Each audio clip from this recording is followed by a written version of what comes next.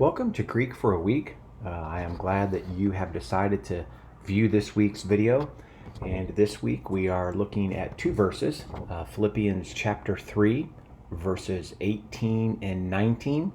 And once again, last week we began our new paragraph of chapter 3, verses 17 through 21. So again, the two verses, 18 and 19 this week. So we'll point out 18 here and 19 there. As is typical, I will begin by translating here, and then after we translate, we'll look at a few things from a grammatical and syntactical perspective that Paul has put together for us. For many walk, of whom I have often said to you, and even now I say, weeping, they are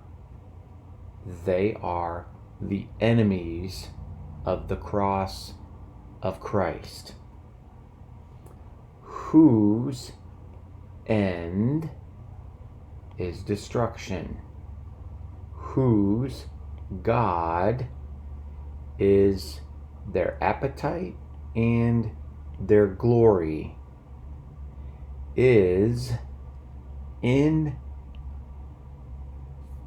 their shame, who have set their minds on earthly things. So there's a lot going on there. You'll notice at the beginning of verse 18, we have a gar. Okay, and that gar likely is a marker of explanation as to why the Philippians should be imitating Paul from verse 17. And verse 17, if you recall, he says, "Brethren, be a fellow imitator of me." And he also says to look out for those who walk in this way according to the pattern you have in us. So the gar here is linking really verses 18 and 19 to verse 17. Then I have the peripatusin here. That is a third person plural, present active indicative of peripateo. That's where the many, here's our third person plural, many do the walking here.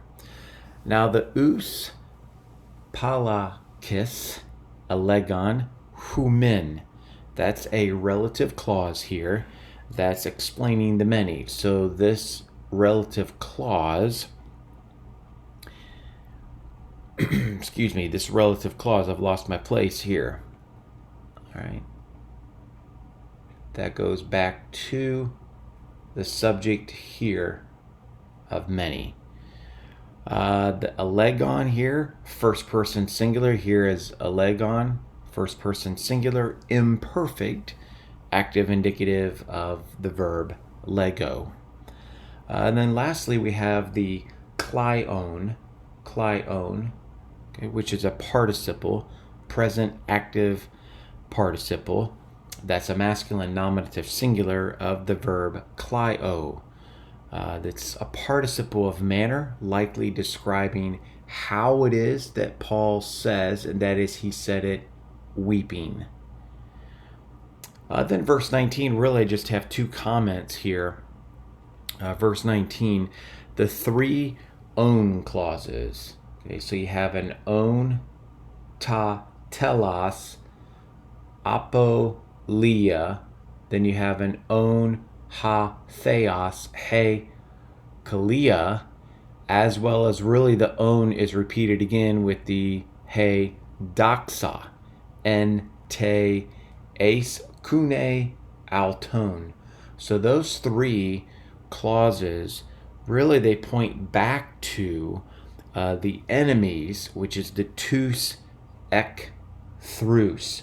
So each one of these relative clauses come back to this term here, the tous ecthrus, and those are the enemies. So it's describing the enemies. Then you have the hoi phronuntes, hoi phronuntes, substantival participle. You could say those who have set, refers back to the many there in paloi, those who have set their minds on earthly things. So a lot going on there in verses 18 and 19. Hopefully it's not too confusing, and I've been able to bring out how the various verses connect to one another.